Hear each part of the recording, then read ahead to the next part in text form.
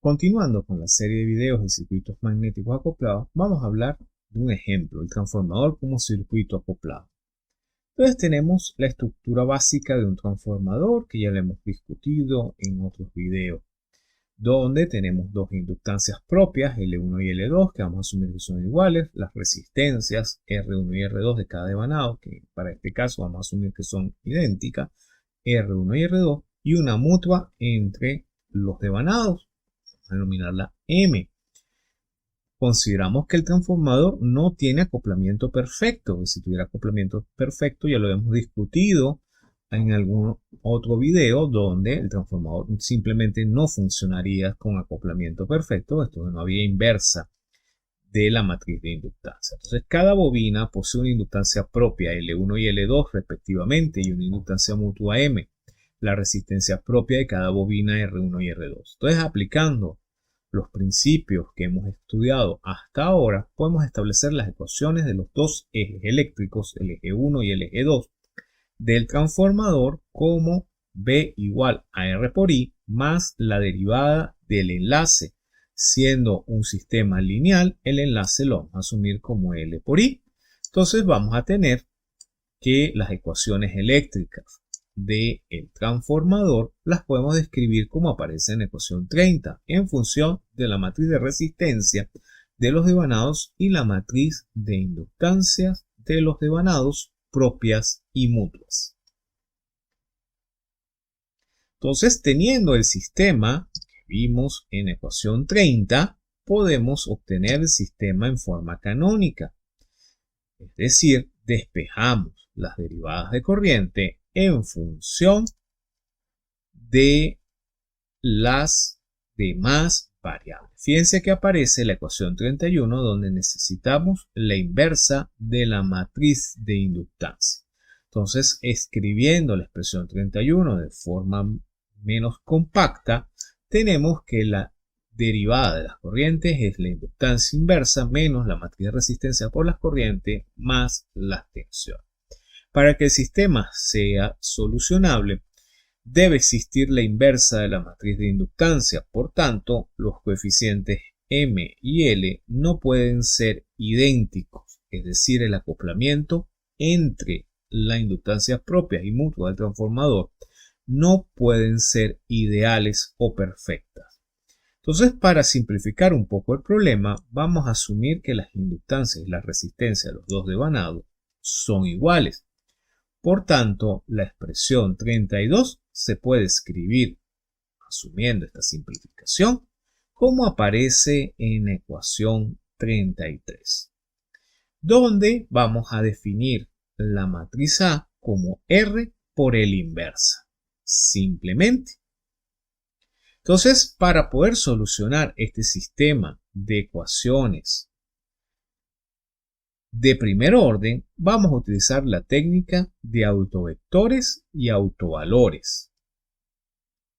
Entonces, lo primero es encontrar los valores propios de la matriz característica del sistema de ecuaciones diferenciales 33, que es un sistema de primer orden, es decir, calcular el determinante de A menos la gamma por I, siendo gamma los autovalores de el sistema de ecuaciones diferenciales. Entonces, si reemplazamos los valores en ecuación 34, obtenemos los valores que se expresan en la ecuación 35.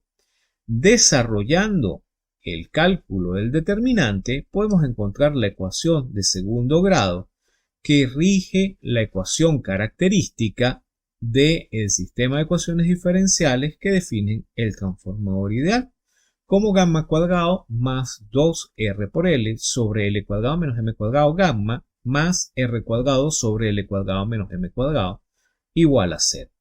Si despejamos los valores de gamma que satisfacen la ecuación cuadrática aplicando la resolvente, por ejemplo, podemos obtener los valores de gamma 1 y gamma 2 que corresponden a las constantes de tiempo de magnetización en el caso de gamma 1 y de fuga o dispersión en el caso de gamma 2, siendo el primero, el de magnetización, L más M sobre R, y el segundo L menos M sobre R.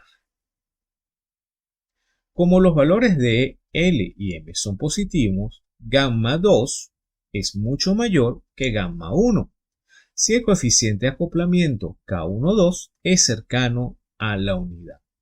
Esto es normal en transformadores debido a que se construyen con devanados concéntricos, que el coeficiente de dispersión sea muy alto, o mejor dicho, el coeficiente de acoplamiento sea muy alto y tienda a ser valores cercanos a 1, más no igual a 1.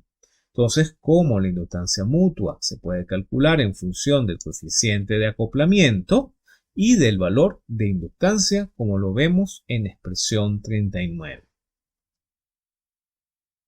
Entonces, a partir de estas definiciones, podemos calcular las dos constantes de tiempo en función de la inductancia, de la resistencia y del coeficiente de acoplamiento. Para resolver el sistema de ecuaciones, se determina la solución homogénea a partir de los autovalores y autovectores de la matriz característica calculados a partir de la expresión 37 y 38. Recuerden que el autovector debe satisfacer la ecuación diferencial. Entonces, la solución completa para un sistema de primer orden lo vemos en la expresión 42, donde la solución homogénea 1 es A por la exponencial de gamma 1 por T más B gamma 2 por T y la corriente en el segundo devanado C por la exponencial de gamma 1T más D por la exponencial de gamma 2T. Los coeficientes A, B y C no son arbitrarios y se obtienen a partir de los autovectores de la matriz característica y de las condiciones iniciales. Para calcular el autovector es necesario satisfacer la ecuación 43. A menos gamma por la identidad por el autovector debe ser igual a 0. Entonces, aplicando la ecuación 23 para el autovector número 1, o sea, para el autovalor número 1, encontramos el primer autovector que satisface la ecuación. Eso nos plantea el sistema que aparece, el sistema de ecuaciones que aparece en la ecuación 45, donde la solución es que A es igual a C, siendo A, C, un número arbitrario, que corresponde a un grado de libertad. De la misma forma, para el autovalor número 2, encontramos el autovector que satisface. En este caso, el autovector tiene la forma que B es igual a menos D, siendo B o D números arbitrarios. Si sustituimos esas dos soluciones, vamos a tener que las soluciones homogéneas de corriente son de la forma A y B, como se expresan en ecuación 47 en función de las constantes de tiempo de magnetización o de dispersión. Entonces, si el sistema está alimentado por fuentes forzantes y se sustituye en la ecuación 47 por las condiciones iniciales, que la corriente en el devanado 1 es I, mientras que la corriente en el devanado 2 para T igual 0 es 0, podemos encontrar los valores de A y B, que para esta condición inicial corresponderían a A y B igual a un medio de la corriente del devanado inicial. Si reemplazamos y graficamos para esta solución, tenemos la respuesta que aparece en la lámina, siendo I1 la corriente en el devanado 1 en color azul e I2 la corriente en el devanado 2 representada en color verde. Entonces podemos analizar el modelo del transformador. Fíjense, aquí ya tenemos la representación a través del circuito equivalente del modelo del transformador. El circuito satisface la ecuación de el circuito electromagnético. P igual a R por I más L por la derivada de I, ¿Ok? Para obtener las ecuaciones homogéneas de este circuito es necesario cortocircuitar los puertos del transformador.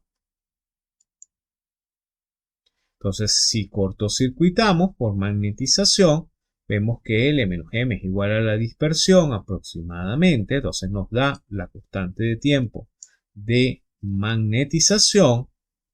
Mientras que si hacemos un cortocircuito, vemos la constante de tiempo de dispersión como L menos M.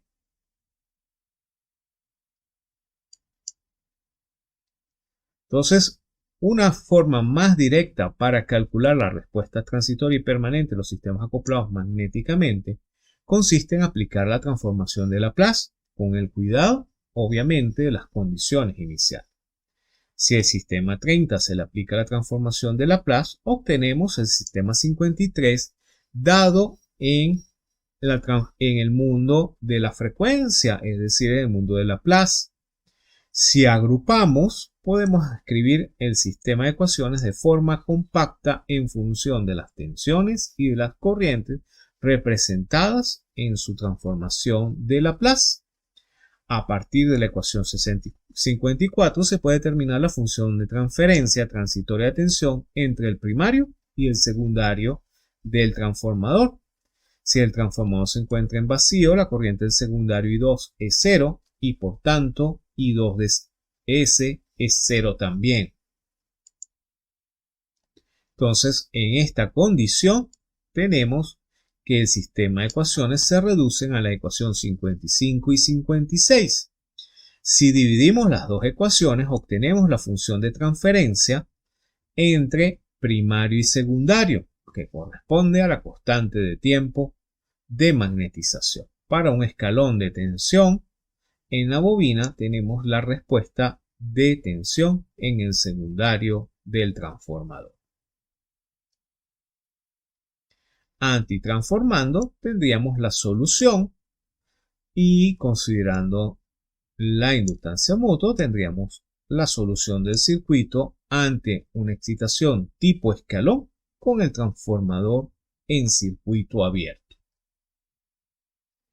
Si se aplica al transformar una tensión sinusoidal en el primario en lugar de un escalón, se puede realizar la transformación de tensión, se sustituye la función del secundario nuevamente con el transformador en vacío y se obtiene la expresión de tensión temporal al hacer la antitransformada. La ecuación 62 representa la respuesta sinusoidal en régimen permanente superpuesta con un decaimiento exponencial similar al obtenido en la ecuación 59, cuando se aplica un escalón de tensión al primario del transformador. Entonces, con esto acabamos la serie de videos de circuitos acoplados magnéticamente, en donde hemos discutido cómo se realiza o cómo se calcula el acoplamiento magnético entre diferentes bobinas, cómo a partir de ahí se establecen las ecuaciones de tensión con el conocimiento de las inductancias que definen cada uno de los devanados del circuito magnético, la definición del coeficiente de acoplamiento y dispersión y finalmente vimos el transformador como un ejemplo de circuito acoplado. Gracias por su atención y los espero en un próximo video de esta serie de conversión de energía.